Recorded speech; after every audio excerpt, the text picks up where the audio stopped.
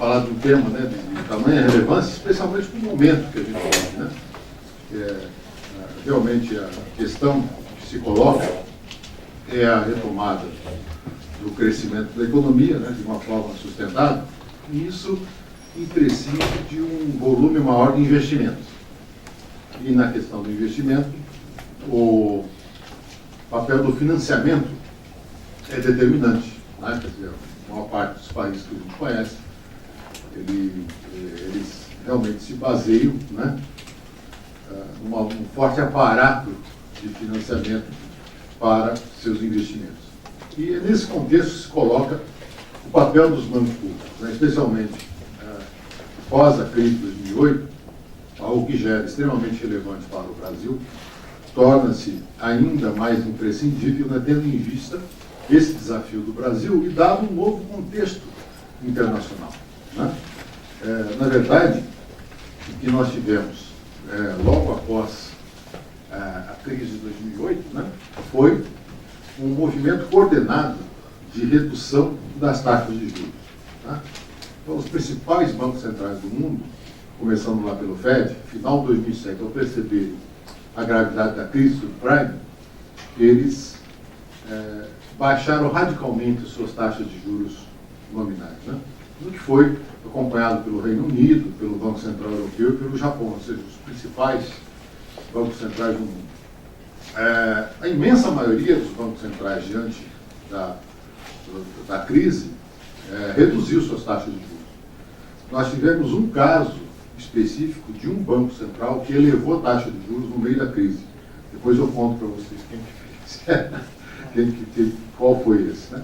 Mas, de qualquer forma, esse cenário que a gente teve no pós-crise, né, que se prolonga até hoje, né? Nós temos um longo período, nós já vamos aí para 7º ano de taxas de juros nominais próximas de zero, o que na prática significa taxas de juros reais negativas, né? Então, uma grande incógnita internacional, no cenário internacional, está exatamente na reversão desse processo, no momento em que o FED fará a retomada da subida da sua taxa de juros. Especula-se que isso ocorrerá em 2015, mas de qualquer forma, os mercados se antecipam para isso, né? Isso tem provocado uma valorização do dólar, né, e uma desvalorização da moeda dos principais países, né? Quer dizer, na verdade, nesse cenário de globalização financeira, com taxas de juros muito baixas, grande instabilidade, o que ocorreu na última década e meia foi que os bancos centrais, né, diante do desafio de preservar a sua moeda, de manter a estabilidade de preços, enfim, ter alguma relevância, né, num contexto de tamanha turbulência, vem acumulando reservas, tá? Então, se você olhar hoje o montante das reservas dos países, ela é cerca de 12 a 15 vezes superior à que era há menos de 15 anos, né? Então, se naquele momento o volume de reservas mal chegava a 1 trilhão de dólares, hoje só a China tem em caixa 4 trilhões de dólares, né? Seguido do Japão, com 1 trilhão e 200 e assim por diante, e o próprio Brasil está lá,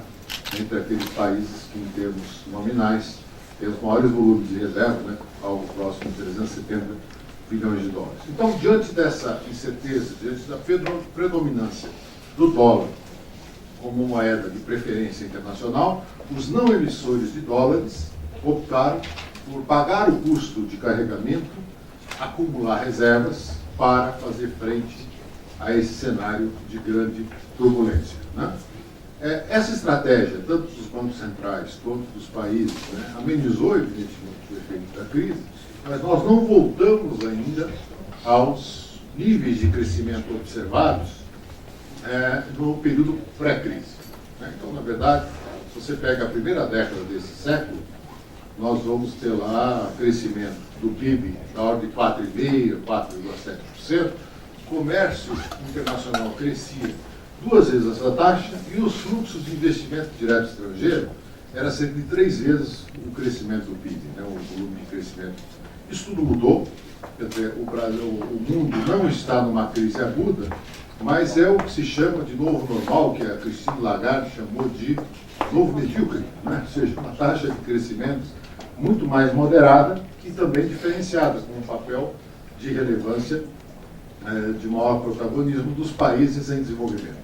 Né? Evidentemente, isso tem impactos diretos, né, sobre o comportamento do comércio internacional, especialmente a forte desaceleração que você tem no crescimento chinês. Né? É até curioso você falar em desaceleração para um país que cresce 7% ao ano. Mas para quem cresceu durante 30 anos, como a China, a 10%, 11% ao ano, né, você reduzir isso a 7% é um baque significativo para a economia mundial. Então, é uma economia mundial que apresenta baixa taxa de crescimento do PIB.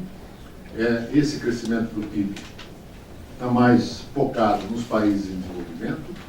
O comércio global anda de lado, né, depois de muitos anos de crescimento, o comércio global anda de lado, praticamente não cresce, com impactos relevantes no preço das commodities. Né? Então, o Brasil, que se fez valer dessa melhora dos termos de troca, que lhe foi amplamente favorável, né? Especialmente de 2003 até 2010, né?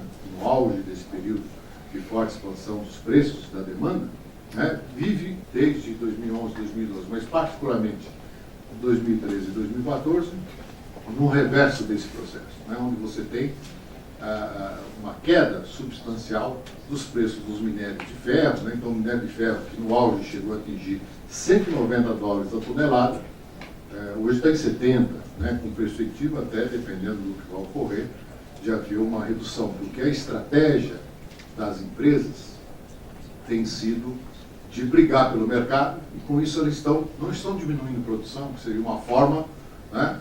Então, o mercado oligopolizado, onde as empresas, ao invés de utilizarem uma trajetória natural diante de uma queda de preço, que seria reduzir a produção, elas estão mantendo ou ampliando a produção, para brigar por market share, por participação de mercado. Né?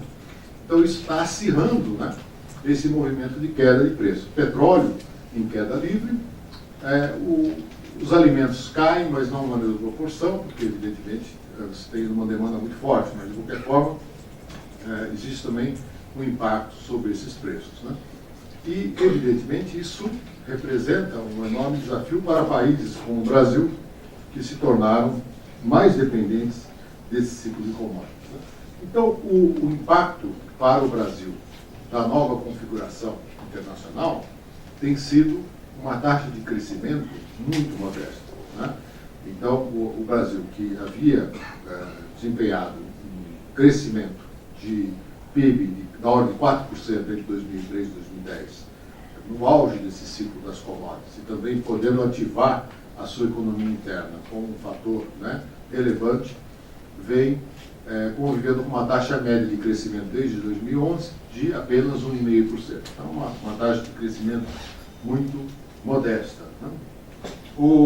A resposta brasileira a essa nova configuração internacional sempre foi a de preservar o mercado de trabalho, né, especialmente o nível de emprego e salário, com a ajuda dos programas sociais, né, mas a impulsão do crédito e financiamento, e nesse momento foi determinante o papel dos bancos públicos, né, porque exatamente lembrando que a crise de 2008 colocou um efeito direto sobre o mercado de crédito brasileiro, que foi o crédito privado empossar, né, vou usar um termo de mercado, quer dizer, na verdade, o volume de recursos disponível não diminuiu tanto, diminuiu parcialmente, porque parte do funding vinha de fontes externas, mas, na verdade, você tem um volume substancial de recursos domésticos que não fluíram tanto no mercado interbancário, nem do mercado interbancário para as empresas. E ali uma anomalia do mercado brasileiro, que, inclusive, foi intensificada na crise, porque o Banco Central brasileiro, no início da crise de 2007, estava elevando as suas taxas de juros.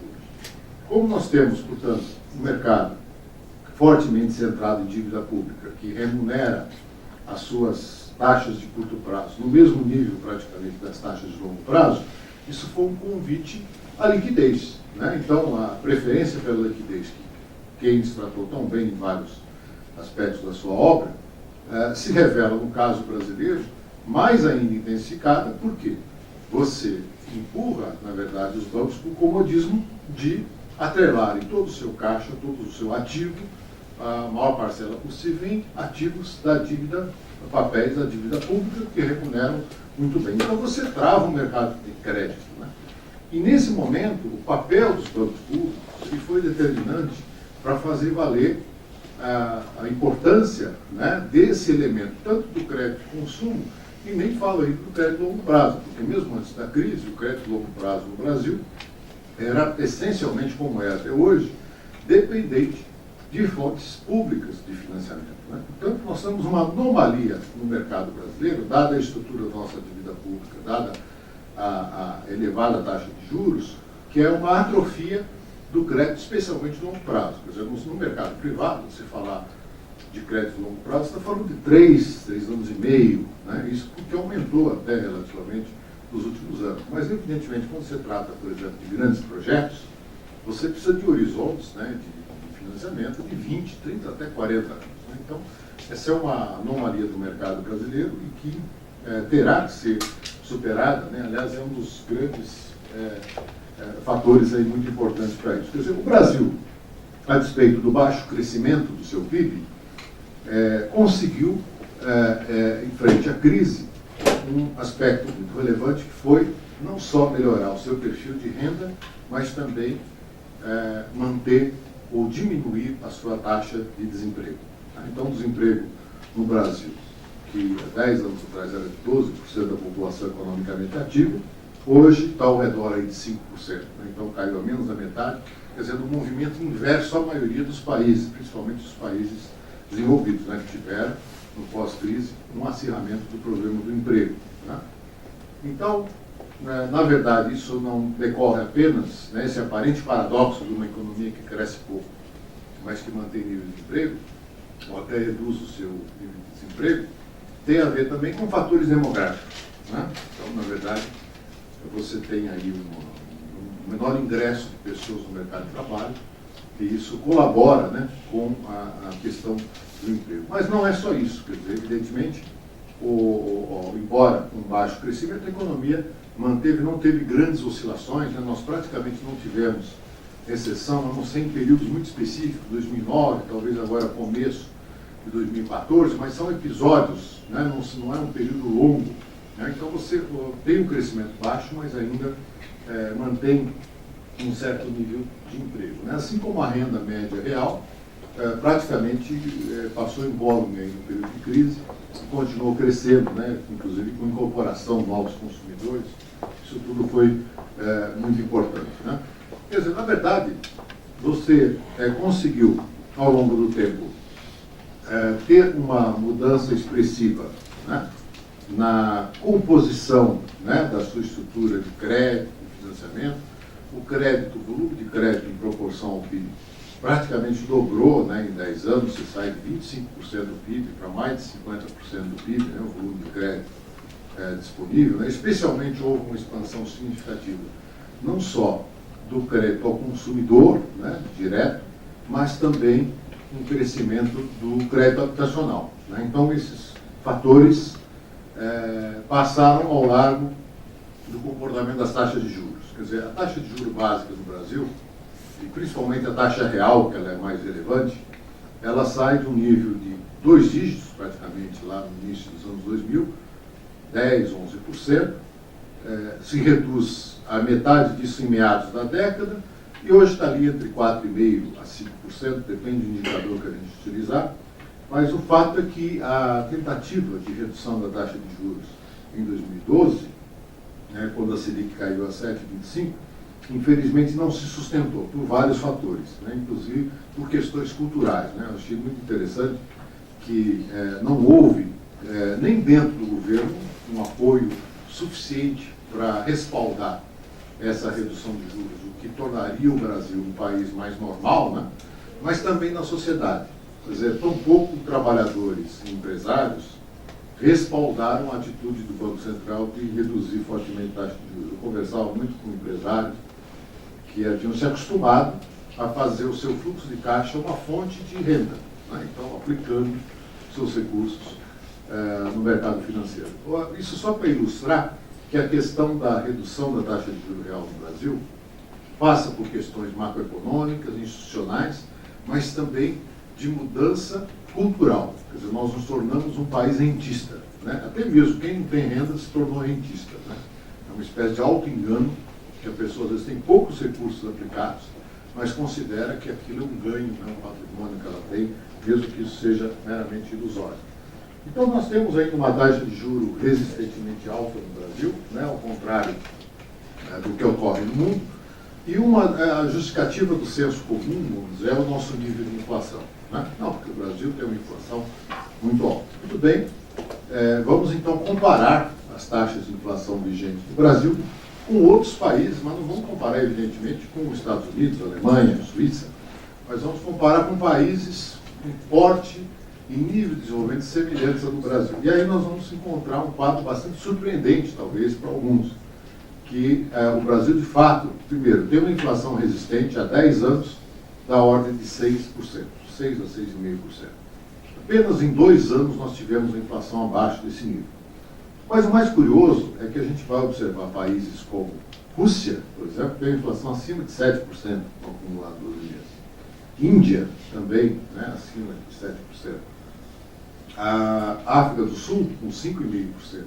Ou seja, o que sugere que esse nível de países tem questões estruturais associadas à sua taxa de juros. Por exemplo, o problema da urbanização, da distribuição de renda, do preço dos serviços, do preço da mão de obra, né?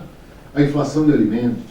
Ou seja, isso provoca mudanças estruturais nesses países que se refletem na inflação, e a despeito disso, você não vê nesses países taxas de juros básicas tão elevadas como as praticadas no Brasil. Então, o Brasil é um ponto fora da curva sob qualquer parâmetro, né? Isso eleva substancialmente o custo de financiamento da dívida pública brasileira. O Brasil, sob qualquer critério, né, também em comparação internacional, é o país que mais paga para financiar a sua dívida pública. Então, tendo em vista essa característica da dívida pública, que remunera um juro real elevado, mais alto do mundo, títulos públicos, mesmo de curto prazo, faz com que haja uma rigidez enorme no custo de financiamento da dívida pública. Nós pagamos, ao ano, 5,5% do PIB em juros sobre a dívida pública. É uma transferência direta de recursos da sociedade brasileira, da ordem de 250 bilhões de reais, para os credores da dívida pública brasileira. Quem são os credores da dívida pública brasileira? Todos nós que aplicamos no mercado financeiro. E, claro, um grande intermediador disso é o sistema financeiro e os bancos, né? Porque simplesmente repassam grande parte desses recursos. Daí, o desinteresse, a meu ver, no desenvolvimento de um mercado de crédito de longo prazo no Brasil. Quer dizer, isso está muito associado à estrutura, à facilidade com que você tem de manter recursos no curto prazo e praticamente viver dessa diferença, né? Então, o papel dos bancos públicos ele tem sido extremamente relevante em cumprir essa lacuna, né, da inexistência de fontes de financiamento, especialmente para projetos. No caso do BNDES, né, a expansão de recursos, especialmente no pós-crise, ela tem sido determinante para que não tenha havido uma queda ainda mais intensificada na formação bruta de capital fixo, né? A formação bruta de capital fixo em proporção do PIB, que é o total dos investimentos, né, que chegou no seu ápice ao longo dos últimos anos em 18%, 19%, hoje já está patinando lá em 17%.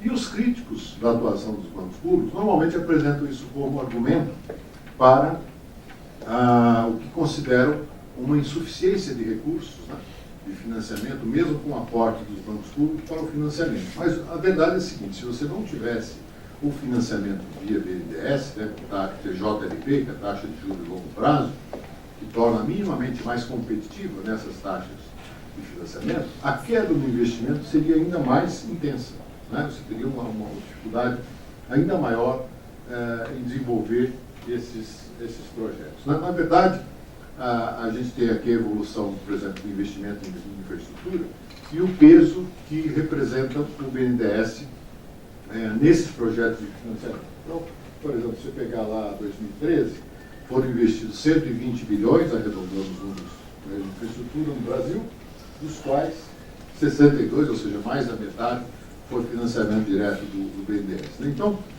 existe uma dependência muito grande, né, do BNDES, enquanto não se conta com recursos, né, de longo prazo mais efetivos para desenvolver essa atividade, né? Então, na verdade, o financiamento de longo prazo no Brasil está muito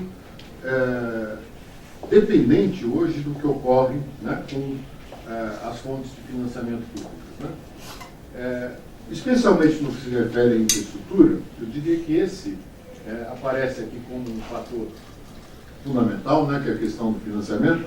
É claro que existem outros aspectos que são igualmente determinantes, como, por exemplo, questões ligadas a licenciamento ambiental, né, que é sempre um problema para a viabilização de negócios, ou mesmo você viabilizar uma maior participação do setor privado como investidor, né, seja via concessões ou mesmo PPPs, né, e o cenário, evidente, ficou muito mais complexo depois dos últimos acontecimentos aí da Operação Lava Jato, né, isso de alguma forma terá impacto no curto prazo sobre a colocação, a viabilização de vários desses empreendimentos, né, mas o fato é que nós temos a necessidade premente de viabilizar fontes de financiamento.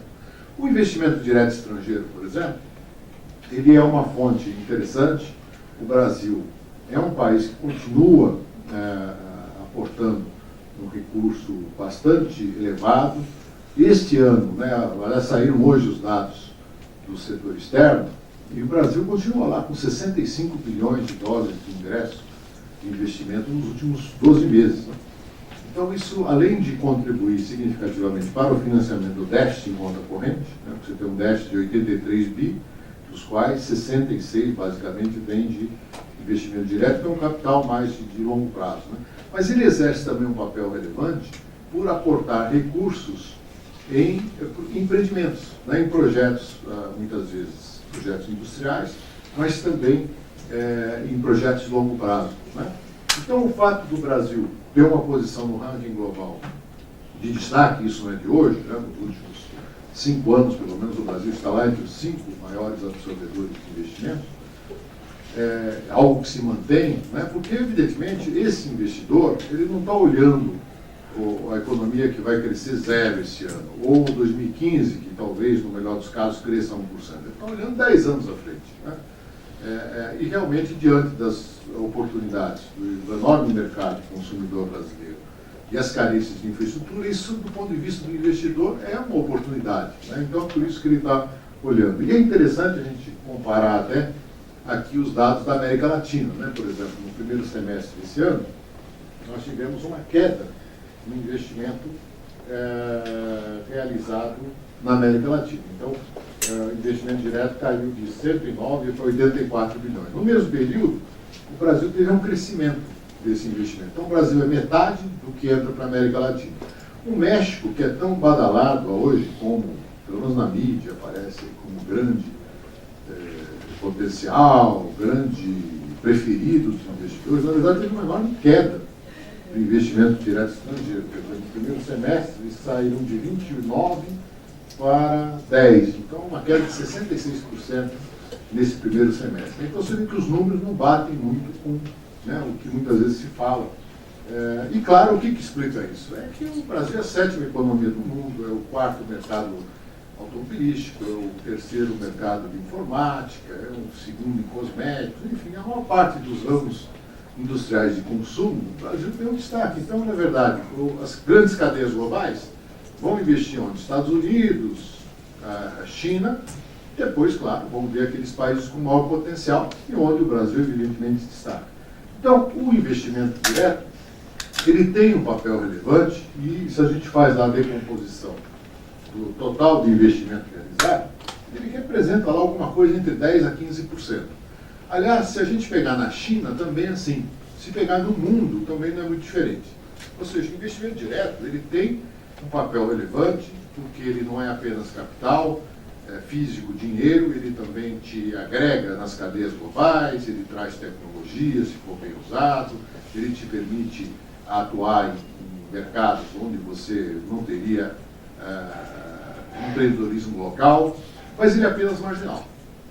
Então ele vai ser complementar ao grande volume de investimento que é doméstico. E no caso brasileiro, se destaca lá no investimento BNDES, que representa, com todo o volume que se fez, 20% do investimento. Né? A gente vê lá que mercado de capitais ainda é muito pífio, no Brasil, alguma coisa entre 1% e 2%. Mercado corporativo de títulos também tem um grande potencial futuro de expansão, e onde que ainda representa a maior fonte de financiamento de investimento são os recursos próprios das empresas. Então, já foram 50%, hoje representa alguma coisa como 37%. Ainda é muito elevado. Né? O padrão internacional normalmente é muito diferente disso. Isso são dados compilados pelo CEMEC, né, que é o Centro de Estudos do Mercado de Capitais. Faz um trabalho muito interessante de compilação, né, de todas essas fontes de financiamento. Então, a conclusão é a seguinte, quer dizer, na verdade, primeiro, você tem uma dependência ainda excessiva de recursos próprios das empresas para geração de caixa, para fazer a expansão do investimento. Segundo, investimento público é determinante, especialmente por financiamento de longo prazo, porque você não tem linhas de crédito. E olhando de um outro lado, você tem um potencial enorme de crescimento do mercado, tanto de capitais, não apenas de ações, mas também da emissão de títulos corporativos por parte das empresas.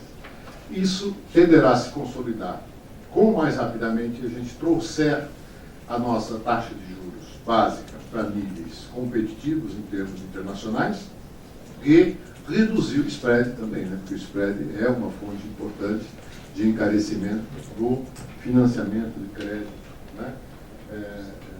E assim por diante. Portanto, se a gente for ver os desafios aí, nós estamos entrando numa nova gestão, né, do governo, esse tema do financiamento, né, ligado à questão da política industrial, é algo que extrapola a mera conjuntura. Existem aqueles desafios de conjuntura que são imediatos, terão que ser atacados, evidentemente, né, e que estarão presentes, sem dúvida, nas prioridades do início do governo, mas existe uma questão mais estrutural determinante para o nosso futuro, que vai ser, primeiro, recuperar a capacidade de investimento, né? Não apenas da infraestrutura, mas também da reversão desse processo de desindustrialização que nós tivemos nos últimos anos. Né? Então, na verdade, grande parte desse enorme potencial de consumo, né, vazou para as importações. Né? Isso explica a deterioração das contas externas e também essa carência de investimentos enorme que nós temos. Então, se nós quisermos crescer, e de fato nós queremos, nós vamos ter que resolver esse nó, né? Onde o papel, evidentemente, do financiamento, ele se torna determinante, porque a partir da viabilização do investimento em base competitiva, do financiamento de base competitiva, você pode melhorar o padrão de agregação de valor, né? E desoneração, né? Ou descomplicar a estrutura de logística e infraestrutura que você tem à frente. Quer dizer, na verdade, se a gente for ver de um outro lado, não há dúvida que existem grandes desafios pela frente. Né? Você tem desafios enormes. Olhando de um outro ponto de vista, nós estamos diante de uma grande oportunidade, né? Porque poucos países, né, têm a carência de investimentos em infraestrutura e logística que nós temos. Né? Você pega o caso da China, a China está sobreinvestida. Né? Então, você tem lá um volume de investimento em infraestrutura até superior à própria demanda dos próximos anos. Existe até uma certa ociosidade. Uma Europa em crise, né? Estados Unidos em recuperação, mas também com seu problema de logística e infraestrutura praticamente resolvido, né? São poucos países como o Brasil, de porte, né? Que está lá entre os preferidos investidores e tem tantas oportunidades como o que ocorre no Brasil. Então, isso, na verdade, tem que ser entendido como uma oportunidade, e claro que isso não é automático. Né? Você precisa criar um arcabouço institucional, de políticas macroeconômicas, um ambiente competitivo que viabilize esse processo. Então, e trazer muito mais um investidor interessado, não apenas no mercado de consumo, né, onde ele pode agregar pouco valor e abastecer esse mercado, mas aquele que esteja, de fato, interessado em viabilizar projetos de longo prazo, né, e projetos que signifiquem maior volume de agregação local, né, de valor, portanto, expansão das inovações e das exportações, que são determinantes também, porque não podemos esquecer, especialmente quando se trata do investimento direto, que ao mesmo tempo que ele é uma fonte de financiamento de curto prazo, se ela não for bem conduzida estrategicamente, ela é uma fonte de desequilíbrio futuro das suas contas externas, porque você está ampliando o teu sócio do exterior, né? Então você vai, evidentemente, ampliar potencialmente as remessas de lucros lucros e dividendos futuros. Então você precisa equilibrar isso com uma melhora do seu desempenho exportador, né? O que é plenamente possível, desde que você tenha outras condições de câmbio, que aparentemente já vai começar a fazer algum efeito, né? Mas também de competitividade sistêmica, né? E sem esquecer do papel das políticas de competitividade, a política industrial, a política comercial, e onde se inclui esse papel do financiamento, né? Porque isso é que pode trazer uma grande expansão, né, futura para a realidade brasileira. Então, era isso que eu queria colocar aqui como intervenção e fico à disposição aí, se vocês quiserem debater, não sei o que. Obrigado.